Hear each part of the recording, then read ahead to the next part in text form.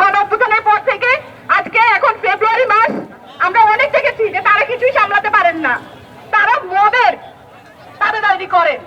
আমাদের দাবি হচ্ছে আমরা গণঅভ্যুত্থানের পরে যেই নারীরা হচ্ছে রাজপথে লড়াই করেছে সেই নারীরাই আবার প্রথম টার্গেট হয়েছে এবং হচ্ছে গুম খুন ছিনতাই, তারপর হচ্ছে ধর্ষণের মাত্রা এতটাই বেড়ে গেছে যে 48 ঘন্টার মধ্যে 18টা ধর্ষণ রিপোর্ট হয়েছে। আর রিপোর্ট ছাড়া কত ধর্ষণ হয়েছে এটা মানে অনুমান করা যায় যে নারীদের উপরে সবচেয়ে বড় একটা নিপীড়ন ঘটছে। এবং এই পুলিশ যারা আমাদেরকে নিরাপত্তা দিবে, যে যৌথ বাহিনী গড়া হয়েছে নিরাপত্তা দেওয়ার জন্য, তারা হচ্ছে ব্যর্থ হয়েছে এবং আমাদের নিরাপত্তা দিতে তাদের ব্যর্থতা স্বীকার করে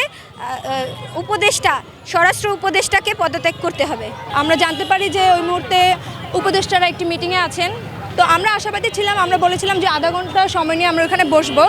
এর মধ্যে যদি হচ্ছে উপদেষ্টারা আমাদের সাথে কথা বলেন তাহলে তো ভালো, আর যদি না বলেন তো যেহেতু উপদেষ্টারা আমাদের সাথে কথা বলতে আসেন নাই আধা ঘন্টা থাকার পরও, তো আমরা আমাদের প্ল্যাটফর্ম থেকে আগামীকালকের একটা কর্মসূচি দিয়েছি যে আগামী 24 আমরা 9 দফা দাবি জানিয়েছি এবং আগামী 24 ঘন্টার মধ্যে স্বরাষ্ট্র উপদেষ্টা যদি তার এই বিগত দিনের ঘটনার প্রেক্ষিতে সে ক্ষমা চেয়ে পদত্যাগ না করেন তাহলে আগামীকালকে সারা বাংলাদেশে আমরা মশাল মিছিল করতেছি।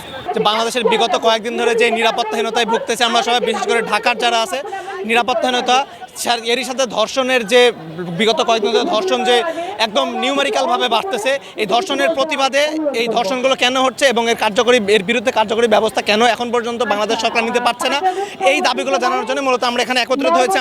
আমরা স্বরাষ্ট্র মন্ত্রণালয় অভিমুখে যাত্রা করার কথা ছিল, কিন্তু এখানে পুলিশের বাধা আমরা থেমে গেছি। আমরা বলতে চাই যে আমাদেরকে কেন বাধা দিতে হবে? আমরা তো অভ্যুত্থানের পক্ষের শক্তি, এখন আমরা নিপীড়নের বিরুদ্ধে কথা বলতে আসছি। গতকালকে রাতে দেখেছেন যে স্বরাষ্ট্র উপদেষ্টা যিনি বক্তব্য দিয়েছেন যে তিনি দর্শকদের ঘুম হারাম করবেন, যারা নিপীড়ন করছে তাদের ঘুম হারাম করবেন, কিন্তু তারা বাধা দিচ্ছে আমাদেরকে। কিন্তু এই বাধা দিয়ে আমাদেরকে আটকে রাখা যাবে না। আমাদেরকে স্বৈরাচার হাসিনা আটকে রাখতে পারেনি, আমাদেরকে কেউ দাবায় রাখতে পারবে না। শহীদ মিনার থেকে স্বরাষ্ট্র মন্ত্রণালয় অভিমুখে যে গণপদযাত্রা ছিল সেখান থেকে ঘোষিত 9 দফা দাবিগুলো হচ্ছে: 1.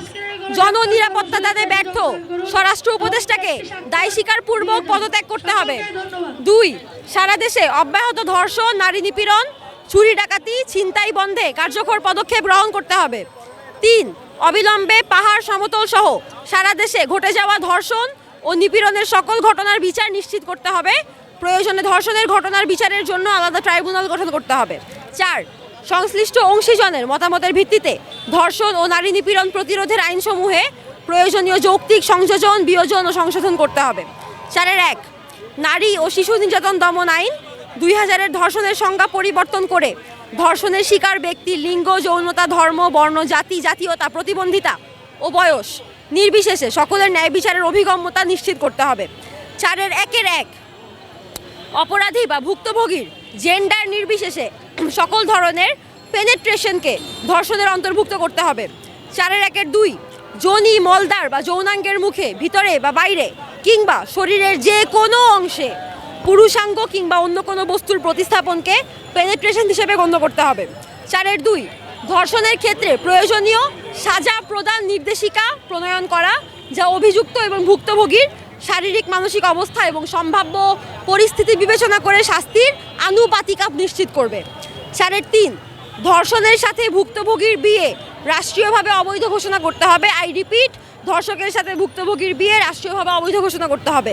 4.4 বৈবাহিক বা এই ধরনের সম্পর্কে ধর্ষণের ক্ষেত্রে আদালতের অনুমতিক্রমে ভুক্তভোগীর পাস্ট সেক্সুয়াল হিস্টোরি জিজ্ঞাসা করার ক্ষেত্রে কেবল নারী বিচারকরা থাকতে পারবেন এবং তা ক্লোজ ডোরের মধ্যে জিজ্ঞাসা করা হবে, এর নিশ্চয়তা দিতে হবে। 5 যৌন হয়রানি প্রতিরোধে প্রয়োজনীয় প্রাতিষ্ঠানিক সংস্কারের পদক্ষেপ গ্রহণ করতে হবে। 5.1 শিক্ষা প্রতিষ্ঠান ও কর্মক্ষেত্রে যৌন হয়রানি প্রতিরোধে হাইকোর্টের নীতিমালার গণতান্ত্রিক সংস্কার সাধন করে সকল শিক্ষা প্রতিষ্ঠান ও কর্মক্ষেত্রের জন্য যৌন নিপীড়ন বিরোধী সেল গঠন আইন করে বাধ্যতামূলক করতে হবে। 5.1 প্রতিষ্ঠানের অংশীজনদের প্রতিনিধিত্ব নিশ্চিত করে সেলের গঠন প্রক্রিয়া আইনে বিবৃত করতে হবে স্পষ্টভাবে। 5.2 সেলের কার্যপ্রক্রিয়া স্বচ্ছ এবং অভিযুক্ত বা অভিযোগকারীর যে কোনো ধরনের ক্ষমতা প্রয়োগের আওতামুক্ত রাখতে হবে। এটি নিশ্চিত করতে সেলকে প্রয়োজনীয় ক্ষমতা প্রদান এবং একই সাথে সেলের জবাবদিহিতা নিশ্চিতের বন্দোবস্ত করতে হবে। 5.2 বিচার ও আইন ব্যবস্থার সাথে সংশ্লিষ্ট সকলের জেন্ডার সংবেদনশীলতার প্রশিক্ষণ নিশ্চিত করতে হবে। 5-3 প্রাথমিক থেকে উচ্চ মাধ্যমিক পর্যায়ের পাঠ্যক্রমে জেন্ডার সংবেদনশীলতার পাঠ অন্তর্ভুক্ত করতে হবে।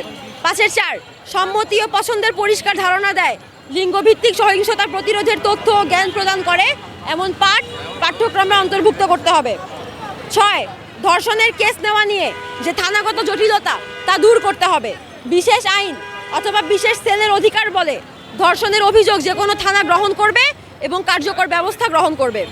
7 ভুক্তভোগী ও সাক্ষীকে সকল প্রকার সুরক্ষা প্রদানের জন্য 2011 সালে পর্যালোচিত সাক্ষী সুরক্ষা আইন পুনরায় পর্যালোচনা ও প্রয়োগ করতে হবে। 8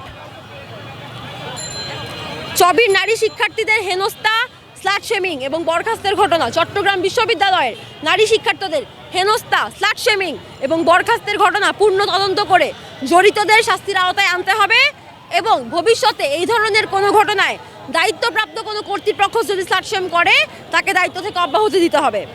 9 বিশ্ববিদ্যালয় সহ সকল শিক্ষা প্রতিষ্ঠান এবং অন্যান্য প্রতিষ্ঠানে শিক্ষার্থী ও শিক্ষক সমন্বয়ে স্বাধীন যৌন নিপীড়ন বিরোধী সেল কার্যকর করতে হবে। আই রিপিট, স্বাধীন যৌন নিপীড়ন বিরোধী সেল কোনো প্রকার প্রভাব মুক্ত কার্যকর করতে হবে।